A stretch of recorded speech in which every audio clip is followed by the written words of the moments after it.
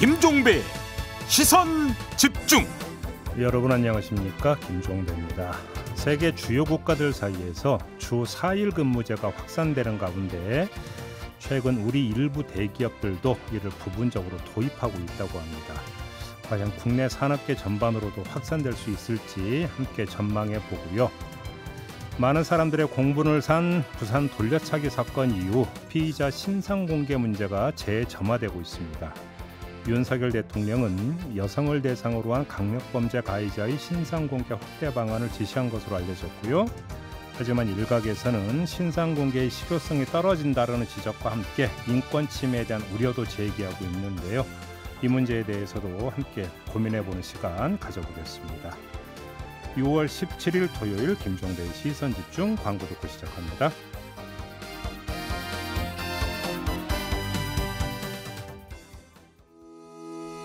시선집중은 촌철님들의 다양한 목소리를 기다립니다. 짧은 건 50원, 긴 건 100원인 문자메시지 샵 8001번, 스마트 라디오 미니와 유튜브 라이브로도 시선집중과 함께하실 수 있습니다. 믿고 듣는 진품시사 김종배의 시선집중. 아침을 깨우는 이슈들 같이 들으실래요? 사람 냄새나는 우리들의 이야기 토닥토담. 네, 토닥토담 세 분과 함께합니다. 문화심리학자 한민 작가 모셨고요. 어서 오세요. 네, 안녕하십니까. 장윤미 변호사 모셨습니다. 어서 오세요. 네, 안녕하세요. 그리고 MC 장원 모셨습니다. 어서 오세요. 안녕하세요. 네, 오늘도 주제와 관련된 오디오 듣고 이야기 시작하겠습니다. 삼성전자가 이번 달부터 한 달에 한 번 주 4일 근무제를 실시합니다. 이른바 쉬는 금요일은 이달 23일부터 운영됩니다. 월 필수 근무 시간을 채웠으면 매달 월급날인 21일이 끼어있는 주 금요일에는 쉬어도 됩니다. 반도체를 생산하는 디바이스 솔루션 부문과 가전, 휴대전화 등을 담당하는 디바이스 경험 부문에 모두 적용되지만 교대 근무를 하는 생산직은 예외입니다. 제조업 같은 데는 아직 주 4일제가 좀 이르다는 생각이 들죠. 짧은 시간 동안 효율적으로 더 강도 높게 일을 할 수 있지 않을까? 근로시간 단축은 세계적 흐름이기도 합니다. 그러나 국내에선 아직 소수 IT 기업에 국한된 얘기입니다. 한국은 OECD 국가 평균보다 연평균 근로시간이 300시간 더 많습니다. 네, 오늘 이 이야기를 좀 하려고 제가 딱 가면서 세 분을 쭉 돌아보니까 해당 사항 있는 분이 별로 없는 거예요. 변호사님은 좀 출퇴근하시는 건 아니잖아요. 저희는 자영업이고요. 그렇죠. 저희가 사업자 등록증을 내면 이게 법률 서비스업이에요. 그러니까. 사실 이제 영업, 장사 비슷한 부분이 있기 때문에 오히려 제가 고용한 직원분한테 저는 이 마지막 주 금요일은 주 4일만 출근하시라 이렇게는 진작부터 그랬거든요. 처음에 채용할 때부터. 한민 작가님도 별로 해당 사항 없으시죠? 요즘에는 해당 사항이 없는데요. 제가 이제 강의 전담으로 있을 때 그 보통 한 주에 한 14에서 20학점 가까이 강의를 합니다. 그렇게 많이 하셨어요? 예. 그러려면은 이제 주 5일을 다 해야 되는데 보통 계약 조건에는 하루 정도가 빠져요. 저기 연구일이라고. 그래서 주 4일 일하면 4일인데 또 빠지는 시간에는 또 다른 학교 강의를 또 나가가지고 돈을 좀 더 벌어야 되기 때문에 그렇습니다. 근데 우리 M장은 내가 가만 생각하니까 사용자더라고요. 사장님이거든요. 네. 대표님 반대하십니까? 사장님 입장에서. 아니, 결론부터 말씀드리면 오늘 이 주제 제가 공부하면서 저도 많이 좀 느낀 바가 있어서 그 한 달에 한 주 정도는 주 4일제로 한번 도입을 해볼까. 그래서 임금은 협의이고? 아니요, 임금은 그대로 가야죠. 와우. 아니, 한번 저희도 실험을 해봐야 돼서 한번 이렇게 점차적으로 한번 실험을 해보면 좋지 않을까라고 지금 생각을 하고 있습니다. 지금 우리 제작진이 M장 기획 직원분들 제보 부탁드린다고 이제 글을 띄우셨는데 아직 공표하진 않았습니다. 제가 생각만 하고 있습니다. 혹시 그 얘기 안 하면 저희한테 제보 주세요. 네, 꼭 얘기할 생각입니다. 왜냐하면 저희는 이제 컨텐츠를 생산해야 되는 직종이다 보니까 사실 창의성이 굉장히 중요해요.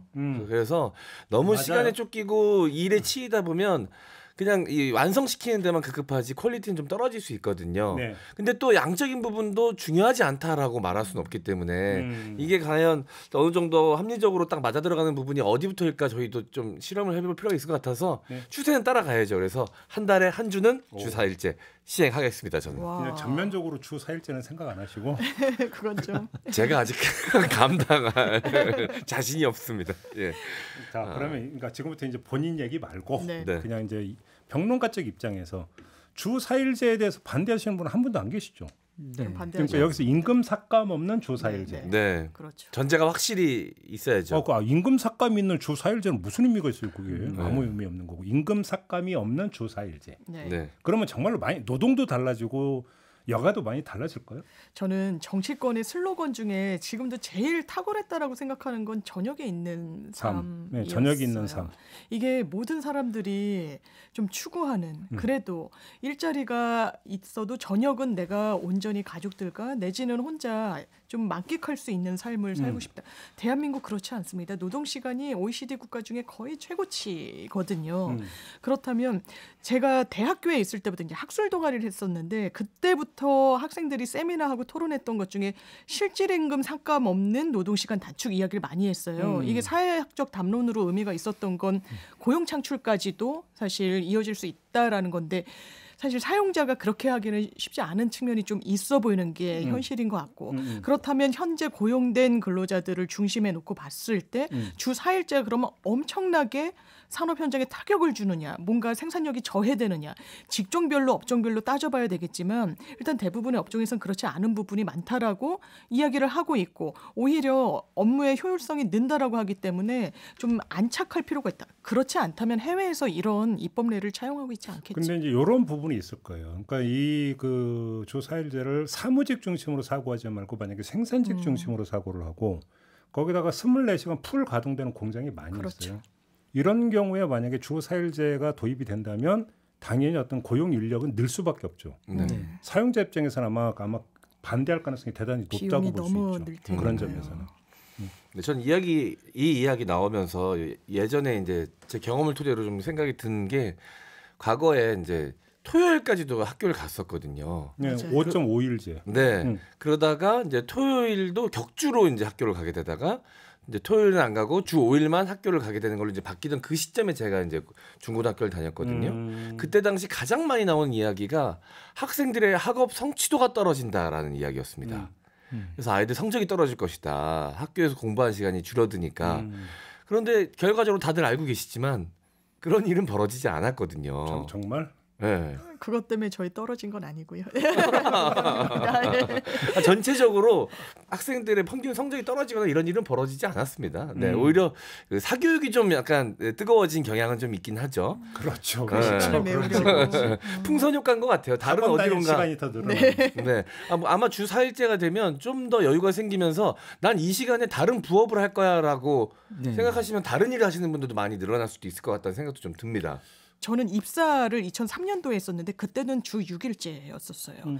그래서 당연히 토요일까지 근무를 하는 게 거의 낮까지는 근무를 했었지만 너무나 당연한 것이었고요. 그때 주 5일제가 도입되던 시기에 왜냐하면 저랑도 정말 직결되는 문제였기 때문에 굉장히 주의해서 기사 같은 흐름을 봤었는데 마치 엄청난 타격이 있을 것처럼 나라 거의 뭐 경제 망가질 것처럼 논란 엄청 났어요. 엄청 났었던 기억이 나는데요. 그렇지는 않았잖아요. 다만 짚어주신 대로 삼성에서도 주 4일제를 한 주 월급 받는 주에 시행하겠다고 했지만 3교대로 돌아가는 그러니까 교대 근무를 하는 제조업에서는 유예를 하기로 하긴 했습니다. 그러니까요. 자 그러면 한번 제가 이렇게 질문을 드려볼게요. 이제 지금 그 말씀을 하셨으니까 원래는 이제 그 5.5일제라고 토요일 날 오전 근무까지 하고 오후부터 쉬는 거. 근데 이제 뭐 회사는 그러다가 그냥 나온 김에 오후까지. 그렇죠. 뭐 너 나온 김에 일 좀 더 해봐라. 그러니까. 뭐 이렇게. 주 6일제. 그러면서 자 그러면 주 6일제가 되다가 주 5일제가 됐을 때 정말로 어떤 그 삶의 환경. 삶의 윤택함 이런 게 많이 달라졌습니까? 뭐 솔직히. 그래서 저는 이게 이틀을 쉬면 제가 다른 기사에서도 봤는데 하루는 잠만 잔다는 거예요. 사람들이. 그리고 나머지 하루에 이제 공원 좀 나가볼까, 뭐 한강변 좀 걸어볼까 이 정도라서 2일 쉬는 거는 그냥 필수다 이런 생각이 들었습니다. 우리 M장은 어땠어요? 네. 저는 한 번도 뭐 어디서 정규직으로 일해본 기억이 없어가지고 제가 그렇거든요. 네. 그래서 사실 이 주제에 대해서는 제가 겪은 바로 말씀드리긴 좀 어려운 것 같아요. 그래서 저는 제 입장을 말씀드리면 저는 이제 프리랜서다 보니까 사실 제가 일을 한 만큼 벌 수 있습니다. 그래서 지금 주 7일제로 근무한 지가 벌써 몇 년째 된 것 같거든요. 그러니까 제가 딱 그 얘기만 프리랜서 뭐 되게 능동적으로 자기 삶과 이 스케줄을 보고 꾸려가는 사람으로 착각하신다고. 프리랜서는 자기 착취하는 사람들이라고. 지금 딱 그 말이거든요. 100% 공감해요. 아마 저는 주 8일이 되면 주 8일 일할 겁니다. 주가 8일이 되면 그러다 쓰러져요. 그러다. 아니 근데 마음속으로는 이게 내 스스로 좀 절제를 해서 쉬는 시간을 확보해야 된다 그러는데 프리랜서들 같은 경우에는 이게 휴식이 곧 이게 실업이 될 것 같은 불안감이 있거든요. 불안감이 그래서 이제 그런 것 때문에 이제 일을 놓지 않고 계속 하게 되는데 이제 결과적으로 좀 장기적으로 봤을 때는 건강적인 측면이나 삶의 윤택함을 따져봤을 때는 굉장히 떨어지죠. 그러면 제가 한민 작가님한테 한번 여쭤보고 싶은데 여가 시간이 늘어나면 그것이 어떤 릴렉스되고 이런 게 늘어나고 그게 정신 건강에 도움이 돼서 노동 생산성을 높인다. 정말 이렇게 선순환만 하는 걸까요? 어떻게 보십니까? 선순환만 한다고는 보기 어렵겠지만 분명히 그런 측면이 있을 것 같습니다. 저도 이제 강의 전담할 때 너무 정해져 있고 변화가 없는 그런 게 너무 힘들어가지고 이제 작가를 꿈꾸기 시작했거든요. 근데 글을 쓸 시간이 없는 거예요. 주 5일 강의를 하고. 근데 글 쓰는 게 더 고통스럽지 않아요? 예, 고통스러운데 그 생활보다는 나을 것 같아서. 그래요? 예, 너무 변화 없고 계속 이렇게 산다는 게 너무 갑갑해서. 다른 걸 좀 꿈꾸고 싶은데 근데 또 글을 쓸 시간이 없으니까 그 부분이 굉장히 힘들었습니다. 그래서 이제 애들 다 재우고 막 새벽 2-3시까지 글 쓰고 그랬는데 요새는 약간 시간이 나가지고 하루는 제가 글 쓰는 시간으로 빼놓고 있거든요. 그러니까 이제 그 주 4일 동안 강의를 하고 일을 할 때도 내일은 내가 강의가 없고 딴 걸 안 해도 되니까 약간 좀 집중도 되는 것 같고요. 마무리를 해놔야 내일 뭐 다른 일을 해도 괜찮겠지 하면서 좀 몰입해서 일하는 경향이 있는 것 같습니다. 알겠습니다. 큰 틀에서는 주 4일제면 반대할 사람이 없을까 봐. 주 4일제가 왜 필요한가는 굳이 여기서 더 얘기할 필요는 없을 것 같고 사실은. 물론 프리랜서는 예외지만 그죠? 프리랜서는 빨간 줄을 나와서 일하잖아요. 그죠? 국경에서 나와서 일하는 게 프리랜서기 때문에. 더 일을 하죠. 예외지만 아무튼 뭐 대략 찬성. 근데 여기서 나올 수 있는 이제 다른 그림자들은 좀 한번 좀 살펴봐야 될 것 같은데 그게 아까 잠깐 이야기 나왔던 사무직과 생산직 간의 어떤 뭐냐면 그 차이. 여기서는 상대적 박탈감 이런 것들도 사실은 있을 수는 있는 거잖아요. 이 점 어떻게 보세요? 당연히 그럴 거예요. 지금 대대적으로 주 4일제를 도입한다. 그게 업무 효율성을 높인다라고 하는데 거기서 논외, 열외인 직종이 분명히 있거든요. 특히 또 중소기업 같은 경우에는 그렇게 하기가 좀 어려운 부분이 있고 특히 생산직 같은 경우에는 이게 말 그대로 딱 납기라는 게 정해져 있고 아주 뭐 3교대, 4교대 시간이 딱 특정이 돼서 일정량의 노동력이 투입돼야 이 목표치를 달성할 수 있기 때문에 주 4일제라는 좀 유연한 노동시간 제도를 도입하기가 상당히 어렵습니다. 그렇다면 상대적인 박탈감 그리고 그렇다면 본인들은 이게 실질임금 삭감 없이 주 4일제를 도입하고 있는 거잖아요. 추세가. 근데 본인들은 급여를 그대로 받고 근무는 사무직과 비교해 봤을 때 더 하는 셈이 되니 이 부분과 관련해서 또 급여와 관련한 어떤 쟁의가 있을 수도 있고 이런 부분에 대한 어떤 모색도 좀 필요해 보입니다. 근데 그 기업에서도 좀 생각을 해봐야 될 게 지금 이제 중소기업 같은 데는 인력난이 굉장히 심하지 않습니까? 이제 강한 노동 강도라든가 뭐 이제 복지 부분 이런 이제 삶의 질을 보장할 수 없다는 부분이 굉장히 큰데, 근데 이제 그러면 점점 사람들이 중소기업 같은 경우를 기피하게 될 거란 말이죠. 그 전체적으로 이런 구조의 문제를 한번 생각해봐야 될 것 같습니다. 저희 회사 직원들 중 이제 반이 20대인데 그 20대 분들의 생각은 기성세대들하고 좀 다른 측면이 있습니다. 내가 당장 지금 돈을 더 버는 것보다 몇십만 원 더 버는 것보다 나의 삶의 질과 윤택함을 높이는 것이 더 중요하다라고 생각을 해요. 근데 그 기저는 좀 슬픈 측면도 있거든요. 내가 1-20만 원씩 한 달에 좀 더 벌어봐야 10년, 20년 일해도 그 돈이 크지 않다.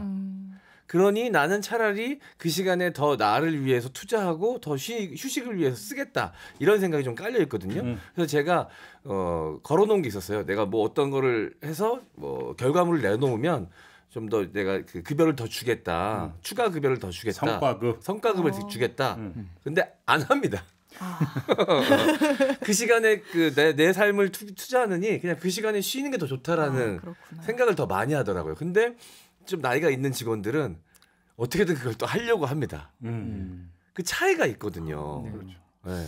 그러니까 이제 저 연배 이런 되면 이제 꿈꾸는 게 4도 3촌 이런 거거든요. 네. 4일은 도시에서 돈 벌고, 네. 3일은 시골 가서 이제 어떤 그 자연과 함께 여유로운 삶 이런 네. 것들을 꿈꾸는데 다 꿈이죠. 네. 꿈이죠. 근데 주 4일제가 만약에 도입이 된다면 이제 돈이 있느냐 없느냐의 문제가 이제 달려 있긴 하지만 네. 환경은 조성이 된다. 뭐 이런 것은 있을 수 있지만, 근데 우리가 지금 노동 시간만 보고 있지만 또 하나 봐야 되는 게 노동 강도라는 게 있잖아요. 네.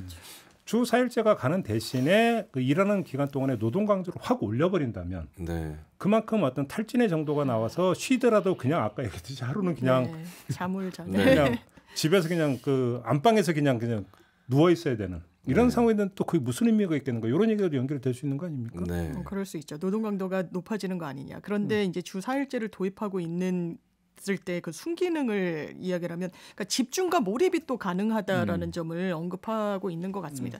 내가 오늘까지만 버티면 내일 모레 글피까지 쉴 수 있다. 삶의 여유를 상당히 찾을 수 있고 그렇다면 좀 더 내가 업무 현장에 있을 때 더 집중할 수 있다라고 이야기를 하는데요.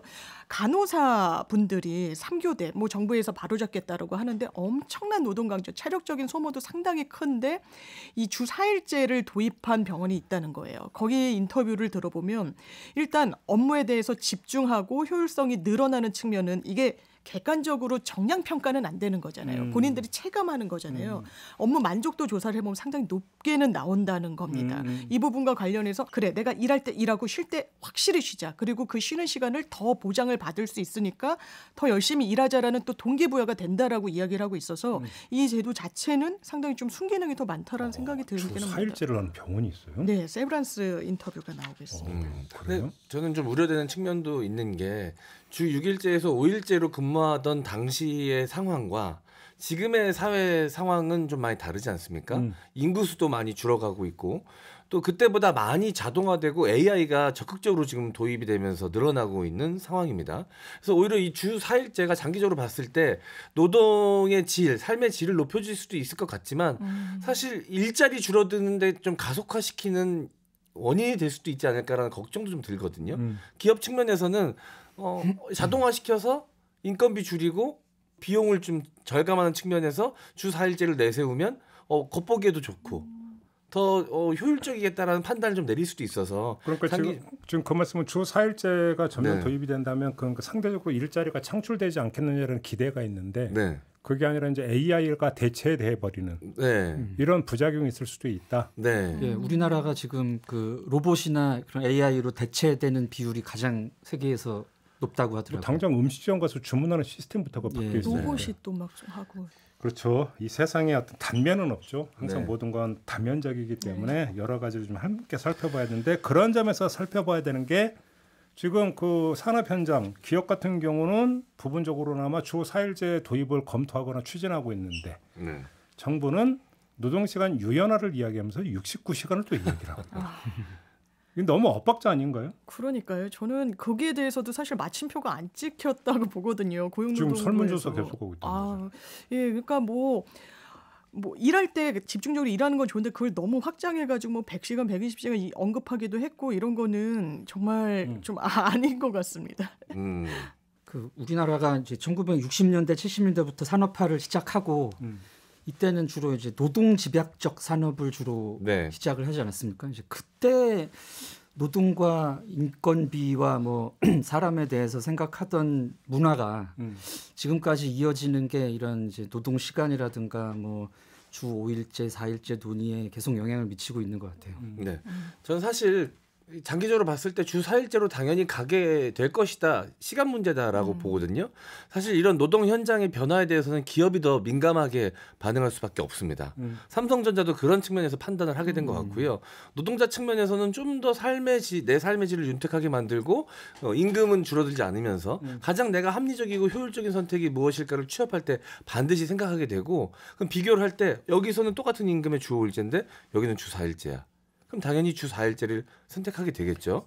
이런 선택이 더 가속화될 거라고 생각되는데 기업이 어떻게 보면 더 예민하게 이렇게 반응을 한 것 같고 오히려 정부의 정책이 좀 그런 흐름을 파악하지 못한 것이 아닌가. 근데 이게 이런 부분이 이게 법제화가 뒷받침되지 않는 주 4일제가 어떤 식으로 이게 변질이 될 수 있냐면요. 지금 주당 노동시간 상한제를 그대로 둬버린 상태에서 주 4일제를 자율적으로 도입한다면 그러면 대신 주 4일 동안은 하루에 2시간씩 노동시간을 늘린다. 대신 금요일 날 안 나오게 해줄게. 네. 이럴 수 있어요. 조산모사가 될 수 있죠. 말 그대로 노동시간 유연화예요. 그게. 그러면 이게 주 4일제로서 의미가 있느냐라는 문제가 제기되는 거예요. 네. 그렇지 않습니까? 네. 그럼 노동 강도가 너무 강해지기 때문에 사실 근로자 건강권이라는 건 되게 세계적인 추세가 있거든요. 야간 근로를 최소화해야 된다. 새벽 시간대. 근로 시간도 어느 정도 8시간 정도가 글로벌 스탠다드라고 할 수 있는데 그걸 유연화하겠다는 게 시장주의에 맞고 효율이라고 해서 캡을 씌우지 않으면 이 노동자의 건강권이라는 건 뭐 완전히 뭐 옛말이 될 겁니다. 그러니까 이제 문제는 항상 그 디테일은 문제가 되는 거죠. 그래서 총론은 당연히 찬성이지만 강론으로 들어가면 점검할 게 여러 가지가 있다. 주 4일제 같은 경우도 사실은 그런 점에서 점검 포인트가 한두 개가 아니다. 요 점을 좀 확인을 하도록 하겠습니다. 자, 이렇게 첫 번째 주제 마무리하고요. 잠시 전하는 말씀 듣고 이어가겠습니다.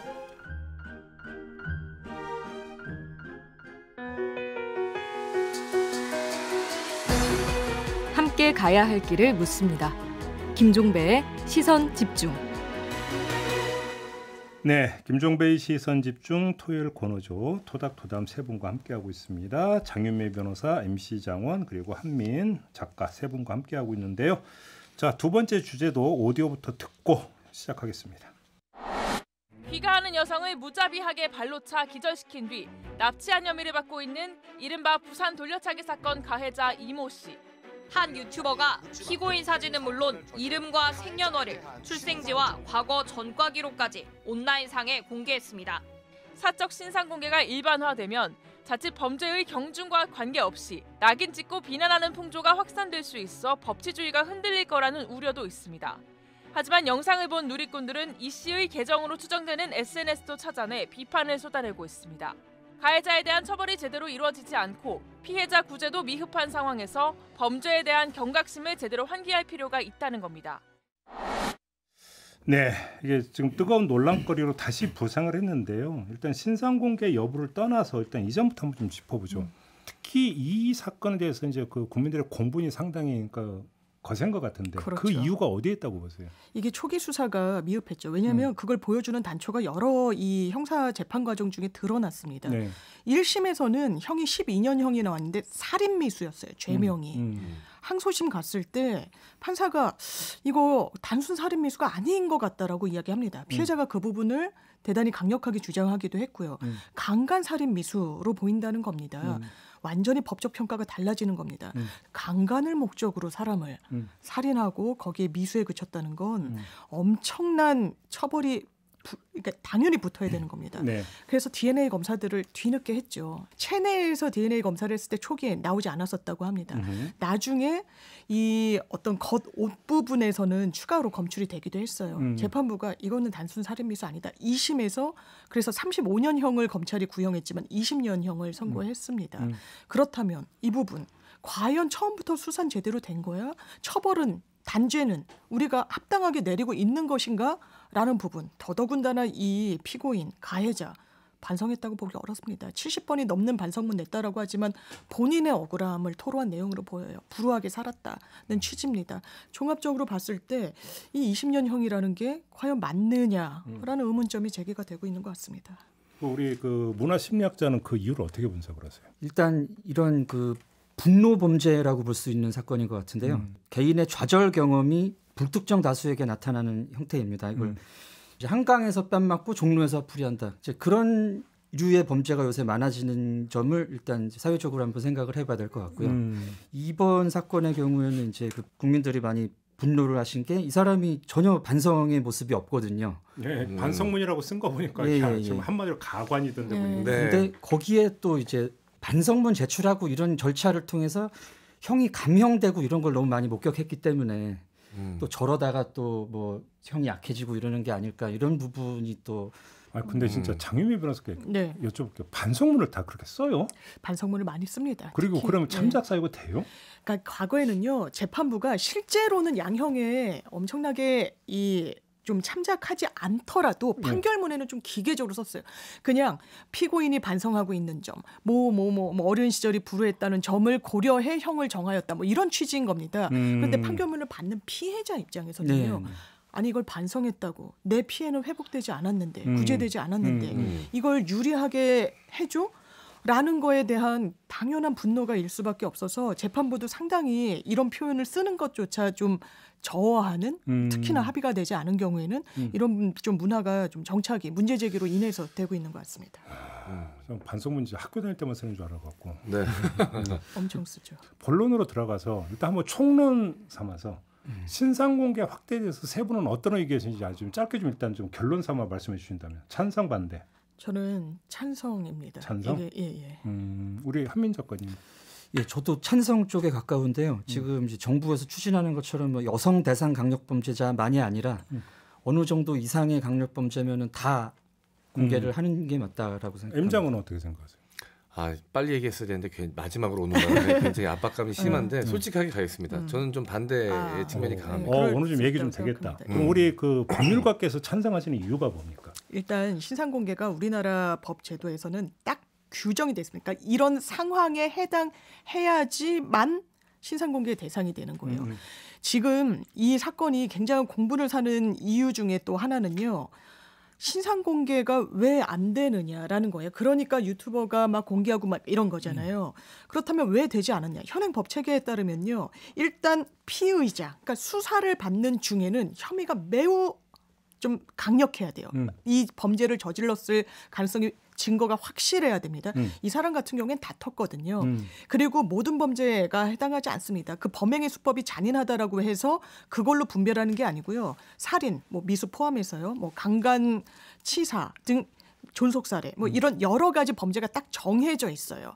근데 그 부분에서 신상공개가 되지 않았다.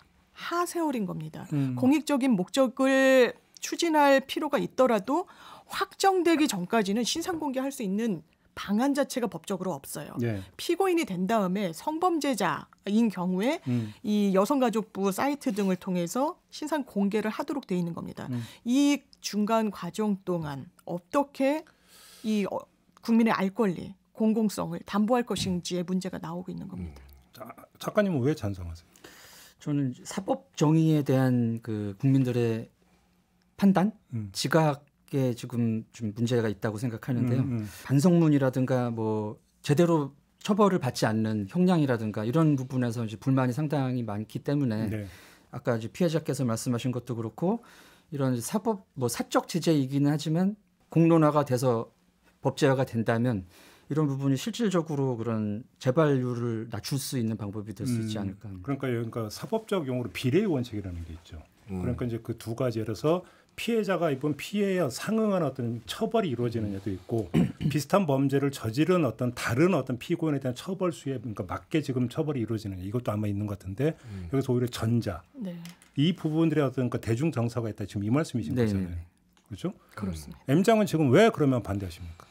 이런 사적 제재가 당연히 대중들은 열광할 수밖에 없습니다. 실제로 법 절차를 다 지켜서 이게 공개가 되려면 너무 오랜 시간이 필요로 하니까 이런 사적 제재가 즉각적이고 파격적이기 때문에 대중은 좋아할 수밖에 없습니다. 게다가 이번 사건 같은 경우는 CCTV가 있고 피의 사실이 너무나도 명확해 보이기 때문에 이게 옳아 보이죠. 하지만 이거를 모든 사안에 다 적용시킬 수 있을 것인가에 대해서도 고민을 해봐야 된다라고 생각이 들거든요.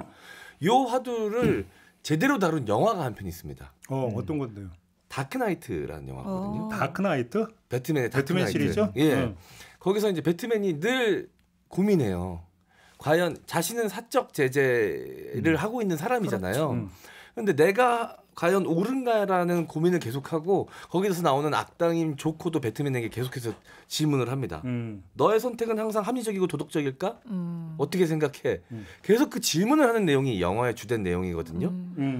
그래서 결론을 내린 게 배트맨도 아무리 내가 합리적으로 판단하려고 노력하고 도덕적으로 오르려고 노력해도 사적 제재의 범위를 벗어날 수 없기 때문에 이걸 공적인 시스템 안으로 옮기기 위해서 선택한 게 검사 하비덴트에게 내 모든 걸 넘겨줘야겠다. 내가 갖고 있는 모든 뭐 인프라나 이런 지식 같은 것들을 시스템 안으로 넣으려고 배트맨도 고민을 하는 거거든요. 과연 이런 사적 제재가 항상 오를 수 있는가? 그러니까 사적 제재와 관련된 그 드라마나 영화가 늘어나고 있다. 네. 예를 들어서 모험 택시나. 네. 자 그러면 왜 이게 늘어나고 있을까? 더글로리도 그렇죠. 그렇죠. 그러니까 왜 여기에는 뭐냐면 그러니까 조금 전에 이제 한민 작가님이 말씀하신 대로 사법정에 대한 불신. 네. 그러니까 이 불신이 결국 어떤 사적 제재가 어떤 이루어지면서 나타나는 통쾌함 이런 것들로 연결이 되면서 그런 드라마나 영화가 이제 어떤 하나의 유행 비슷하게 좀 나타나고 있는 거 아닌가. 그 정서는 충분히 이해를 할 수 있을 것 같은데 근데 여기서 자 그러면 세 분이 공이 지금 사적 제재하고 신상 공개를 연결을 시켰는데 신상 공개가 어떻게 사적 제재하고 연결이 되는 거죠? 신상 공개를 사적 제재 형식으로 취하는 경우들이 많이 있어서 짚어주신 것 같습니다. 그러니까 예를 들어서 그러니까 이게 돌고 그렇죠. 인터넷 공간이나 SNS 공간 돌고 욕하고 조리돌림. 이번 사건도 주체가 유튜버였거든요. 신상 공개를 하는 데 있어서. 자 그러면 한번 우리가 범위를 좁혀보죠.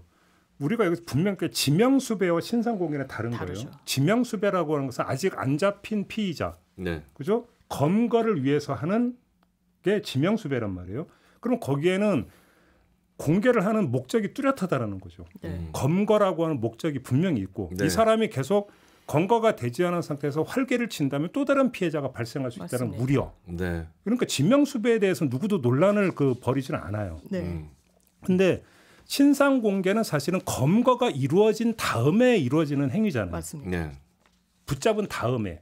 그러면 신상 공개를 통해서 얻을 수 있는 사법적 효율성이 뭐가 있느냐라는 논점이 하나가 성립이 되거든요. 이 점은 어떻게 보세요? 제가 지금 말씀을 들으면서 생각났던 게 사법 불신에 기본적으로 기초하고 있는 거예요. 신상 공개를 해야 된다라고 사람들이 막 하는 건 무슨 일이 있었냐면 저희가 이혼 사건 하는데 이혼하면은 보통은 엄마에게 양육권을 주는 경우가 대부분입니다. 주 양육자가 그래서 아버지 양육비 주지 않죠. 배드파더스라는 사이트를 만듭니다. 거기에 올리니까 뭐 10년치를 한꺼번에 상환하고 이랬다는 거예요. 그리고 이게 입법권이 제대로 미치지 못했습니다. 해외 같은 경우에는 이게 아동의 생존권이랑 완전히 직결이 돼 있기 때문에 양육비를 주지 않으면 아예 운전을 못하게 합니다. 면허증을 박탈해버려요. 이런 식의 어떤 강제 수단을 갖고 있는데 우리는 사실상 손 놓고 있었습니다. 근데 잠깐만요. 근데 그게 연결이 안 되는 게 배드파더스 같은 경우는 나몰라라 하는 행위가 지속이 되고 있는 거잖아요. 그렇죠. 지속이 되고 있는 상태에서 신상을 공개함으로써 행위의 지속을 끊을 수 있는 끊으려고 했던 거죠. 효율성이 있는데 이미 검거된 피의자든 피고인이든 이미 검거가 이루어짐으로써 행위의 지속성이 단절이 되는데 무슨 사법적 효율성이 있느냐 저는 그 질문을 드리는 거고. 재범을 막는다는 취지가 있는 것 같습니다. 재범? 성폭력 처벌법에 보면 피의자도 신상 공개를 할 수 있는 법적 근거가 있는데 거기에 요건을 보면 성범죄자이고 뭐 공익적 필요성이라는 건 상당히 좀 모호하잖아요. 그러면서 이 재범 그리고 뭔가 이 목격자나 범죄의 단초를 알 수 있는 사람으로부터 뭐 수사의 단초를 제공받을 수도 있는 이런 부분들을 포함하고 있는 개념인 거거든요. 재범 방지 차원이다. 그래서 이 김민석 서울 강서구의회 무소속 의원도 부산 서면 돌려차기 사건의 가해자 신상을 공개해 버렸습니다. 그러면서 내세웠던 논리가 이게 우리 지역 오면 사람들이 과연 알아볼 수 있느냐 이 사람을 신상 공개가 전혀 이루어지지 않은 상황에서 나는 그렇기 때문에 사람들에게 안전을 담보하라는 취지에서 신상 공개를 한다 이렇게 밝히기도 했습니다. 그럼 하나만 더 여쭤볼게요. 죄송한데 재범 방지 차원이라고 한다면 신상 공개 타이밍이 이 사람이 형을 다 살고 풀려날 때 하는 게 더 현실적이고 효율적인 거 아닙니까? 왜냐하면 예를 들어서 20년 형을 받았어요. 그러면 20년 동안 이 사람에 대해서 기억을 하고 있는 국민은 몇 명이나 되겠느냐라는 거죠. 그게 아니지 않습니까? 그러면 정말 재범 가능성을 막기 위한 거라면 재범을 저지를 수 있는 환경이 창출됐을 때 다시 말해 풀려날 때 하는 게 더 맞는 거 아닌가요? 그게 어떤 이제 예비 범죄자 또는 그런 사회 분위기에 경각심을 제고하는 그러니까 다른 어떤 예비 범죄자 너 저지르면 이렇게 된다.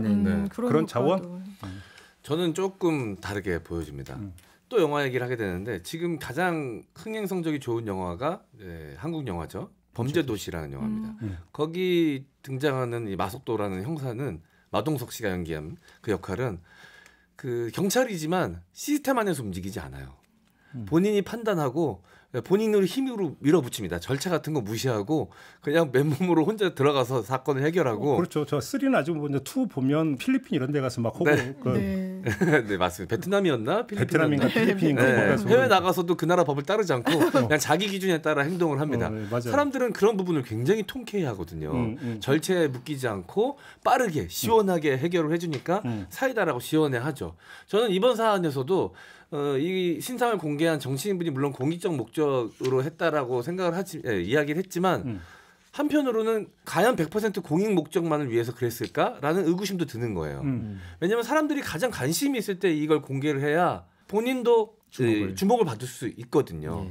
사실 이 모든 법적 절차가 끝나고 난 다음에 신상 공개를 하면 그때서간 공개해봐야 본인이 주목을 받을 수 있는 일은 벌어지지 않으니까 지금 핫할 때 이슈가 있을 때 이 이슈를 이용해서 나의 어떤 사적 이익도 좀 취할 수 있지 않을까 욕심이 나는 사람이 없을까?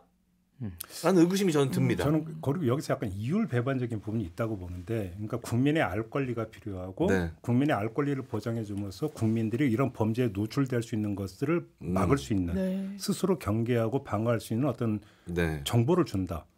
그러려면요 범행 수법을 자세하게 알려줘야 돼요. 오히려 그게 더 사실은 국민들 입장에서 더 중요한 정보예요. 그래야 내가 이런 환경에 그러니까 노출됐을 때 누군가로부터 범죄의 어떤 피해자가 될 수 있다고 경계심을 갖게 되고 뭐를 준비를 할 수 있는데 지금 그 보도윤리 강령에 이런 거 보면 범죄 수법을 자세하게 보도 못하게 돼 있어요. 하면 안 된다 그러죠. 하면 안 돼. 이게 그러면 신상을 공개하는 것과 범행 수법을 공개하는 걸 가지고 한번 비교를 하면 이율 배반 아니냐라는 거예요. 제가 이제 수긍이 되는 부분이 있고 저도 이제 방송국에 그냥 패널로 갈 때 서약서까지 요구하는 방송국들이 있어요. 이를테면 지금 짚어주신 겁니다. 범행 수법이나 이게 극단적인 선택을 한 부분을 매우 상세하게 이야기하지 말라는 취지도 담겨 있거든요. 이게 모방 범죄 때문에 그런 차원이 이해는 되는데 그 차원이겠죠. 그리고 과거에 예전에는 사건 기자를 할 때 신문은 특히 엄청 상세하게 이를테면 흉기를 사용해서 어떤 범행에 이르렀다 이런 취지로 쓰지 않고요. 몇 회, 어떤 방식으로 뭐 그래서 이른바 이제 훈련할 때 수습 기간에는 그럼 찌른 뭐 손이 왼손이냐 오른손이냐 그때 뭐 어떻게 잡고 있으냐면 이렇게까지 선배 기자들이 확인을 할 정도로. 근데 그런 건 좀 지양되고 있죠. 아마 알아야 방어할 수 있는 부분이 있다는 이점도 분명히 있을 텐데 아무래도 따라한다는 정유정도 뭐 드라마나 다큐 이런 걸 보고 범행을 모색했다라고 나오니까요. 그래서 그런 부분이 또 양면이 분명히 좀 존재하는 것 같습니다. 그러면 하나만 더 얘기할게요. 그러니까 이런 범죄를 저지른 사람한테 항상 사이코패스 검사 이런 걸 하죠. 그다음에 거기서 여성 대상 범죄 이런 것 같은 경우는 이것이 어떤 우발적 충동보다는 이게 상습범이 되는 경우가 되게 많다. 맞습니다. 치유불능 상태. 그렇게 된다면 이 논리는 신상 공개를 한다 하더라도 이 사람은 또 그런 범죄를 저지를 가능성이 높다라고 하는 어떤 인정이고 예를 들어서 어떤 모방 범죄를 하는 사람들 같은 경우도 그렇게 놓고 본다면 자기는 그런 의도나 어떤 욕구가 전혀 없었음에도 불구하고 이 범죄에 노출돼서 한다기보다는 그 자체가 상례적인 어떤 측면에서 범죄를 저지를 가능성이 있기 때문이라는 얘기를 깔고 있는 거거든요. 이 점에서 놓고 보더라도 그러면 신상 공개가 얼마나 효율성이 있느냐라는 문제는 또 역으로 제기가 될 수 있는 부분도 있잖아요. 그런 점에서. 그런 부분이 그래서 사실 저희가 실제로 재판을 하다 보면요. 지금 부산 서면 사건도 신상 공개를 피고인, 그러니까 형이 확정되면 할 수 있잖아요. 근데 판례가 그걸 좀 빠져나간다는 표현은 좀 그럴 수 있지만 신상공개 대상을 검찰은 성범죄는 그냥 기계적으로 구형을 합니다. 신상공개하라고. 그런데 여러 사례에서는 신상공개의 부가명령을 잘 내리지 않는 경우도 있어요. 지금 말씀 주신 대로 사실 습성이 없고 우발적인 경우에는 신상공개의 필요성이 그렇게 높다라고 보지 않는 부분도 있거든요. 그래서 많은 부분이 또 이게 판례 설시로 확정이 돼 있기도 하고요. 어느 정도에는 신상공개를 하지 않아도 되는지.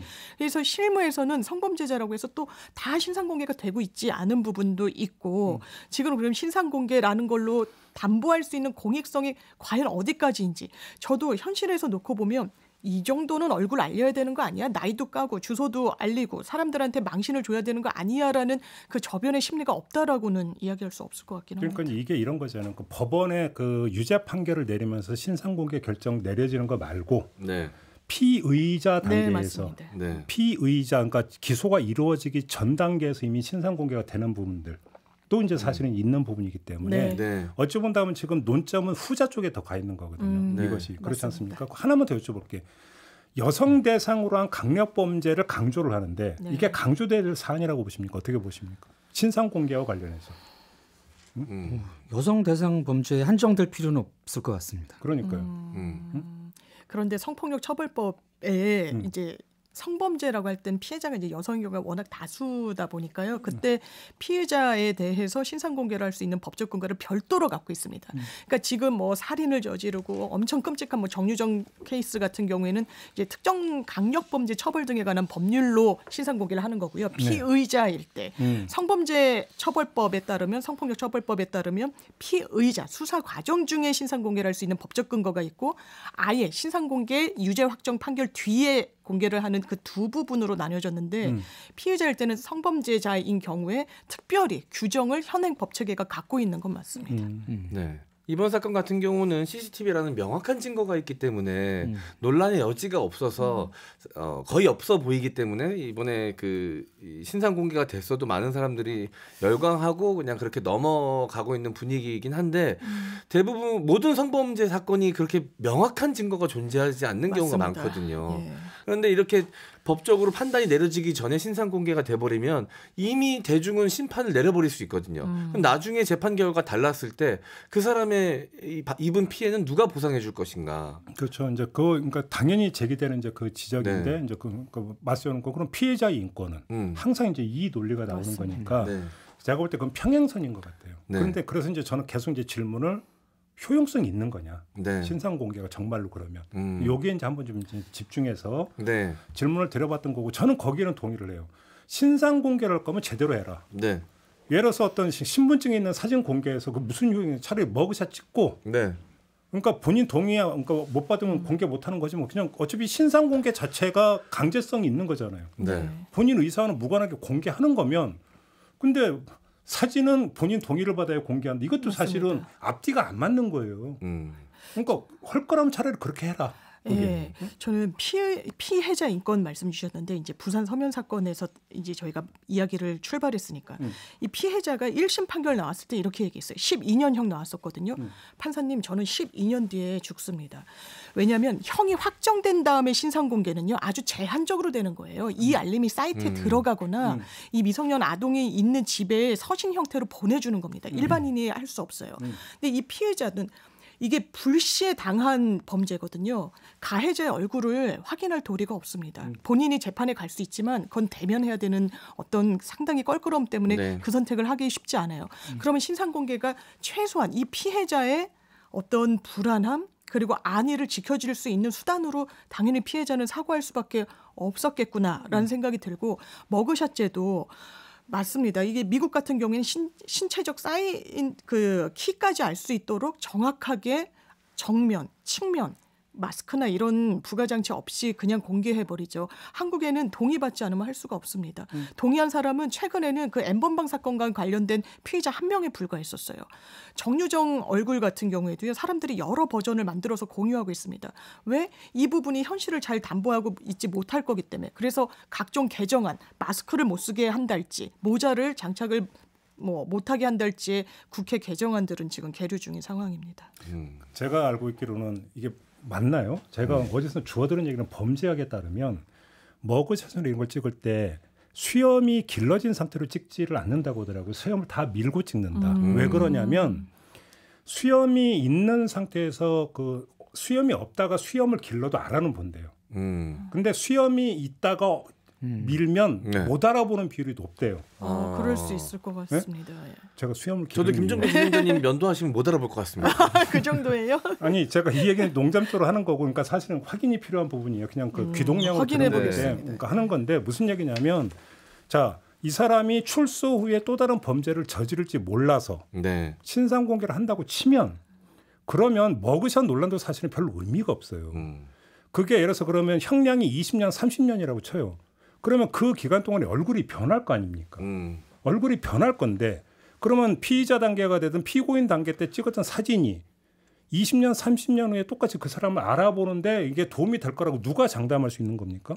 그러면 그거는 오히려 신상 공개가 이 사람이 출소할 때 그 사진을 찍고 네. 그걸 공개하는 게 더 현실적인 거죠, 오히려. 그럴 수 있죠. 그렇지 않나요? 네. 그러니까 지금 그 논란되고 있고 진행되는 부분이 뭔가 지금 되게 여러 가지가 구멍이 있다라는 거예요. 네. 이 부분들이.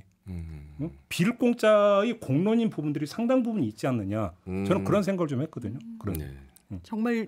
정말 범죄를 예방하려면 피해자의 안위를 보장하려면 출소한 시점의 얼굴이 어땠는지를 알려야 되는데 지금 그런 입법례를 채택했던 나라도 찾아보기 어렵고 우리나라는 더 마찬가지예요. 그러니까 예를 들어서 저기 노인된 강력범 얼굴을 어떻게 알아보겠어요? 그럴 수 있죠. 그거에 대해서. 예. 네. 근데 또 그 형을 살았다는 거는 어떤 죄에 대한 대가를 치렀다는 의미가 또 있기 때문에 그 시점에서 공개하는 거는 또 2차 처벌 뭐 이런 또 논란이 있지 않을까요? 그러니까요. 그런 점에서 놓고 본다면 그러니까 효율성 측면만 놓고 본다면 신상 공개라고 하는 것들이 어떤 의미가 있는 건지를 우리가 전면적으로 모든 걸 다 한번 열어놓고 논의할 네. 필요가 있다. 이제 그 얘기인 거죠. 그런 면에서. 그렇습니다. 여러 가지 생각해볼 지점들이 있네요. 한 가지만 특정할 수는 없을 것 같습니다. 네. 이렇게 국민들이 이런 사적 제재에 열광하게 된 데는 사법부의 판단이 국민의 정서하고 너무 괴리감이 컸던 맞습니다. 여러 가지 사건들이 계속 쌓였기 때문이라고 생각을 맞아요. 하거든요. 그럼 100% 공감. 네. 그런 것들이 쌓였기 때문에 믿을 수 없어. 사법부, 우리나라 사법부 믿을 수 없어. 수사기관 믿을 수 없어. 이러다 보니 사적 제재에 더 집착하고 열광하게 되는 현상들이 좀 벌어지게 된 것 같습니다. 이 부분도 좀 짚어야 될 것 같아요. 네. 뭐 결론을 지금 M장이 내려주셨기 때문에 네. 더 이상 뭐 저는 첨언하지 않고 오늘 토닥토담은 이렇게 혹시 못하신 말씀 있으실까요? 이렇게 없습니다. 마무리하도록 네. 하겠습니다. 세 분 말씀 잘 들었습니다. 고맙습니다. 감사합니다. 감사합니다. 네, 김종배의 시선집중 오늘 준비한 이야기는 여기까지고요. 저는 물러가고 다음 주 월요일 아침에 다시 인사드리겠습니다. 고맙습니다.